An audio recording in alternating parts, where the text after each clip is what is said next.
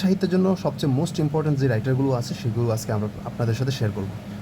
প্রথমে আমাদের লিস্টে রেখেছি আমরা ক্রিস্টোফার মার্লো। আমরা এখানে মূলত সাজিয়েছি ইংলিশ পিরিয়ড অনুযায়ী। তো প্রথমত আমরা যে নামটা রেখেছি সেটা হচ্ছে ক্রিস্টোফার মার্লো। তারপরে হচ্ছে most important Francis Bacon, Thomas Kyd, William Shakespeare.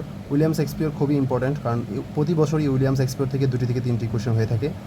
জন Donne, John Dryden, Alexander Pope, William Wordsworth, তারপর ST Coleridge, PB Shelley, John Keats, Alfred Tennyson, Robert Browning, Charles Dickens, GB Shaw, Bertrand Russell, William WB. Yeats, TS. Eliot, TS. Lawrence, Ernest Hemingway. তারপরে হচ্ছে যে আমরা যে কয়েকজনের নাম রেখেছি সেটা হচ্ছে যে লেস ইম্পর্ট্যান্ট, সেটা হচ্ছে John Milton, Jonathan Swift, Henry Fielding, William Blake. তো এই কয়েকজন রাইটার আমরা এখানে প্রায় 24 জন রাইটারের নাম দিয়েছি। আমরা এই সিরিয়ালি এখানে যে রাইটারগুলো উল্লেখ করা হয়েছে সবার নামই আমরা বিস্তারিত তাদের সাহিত্যকর্মগুলো মনে রাখার দুর্দান্ত কৌশল আমরা নিয়ে আসবো আপনাদের সম্মুখে।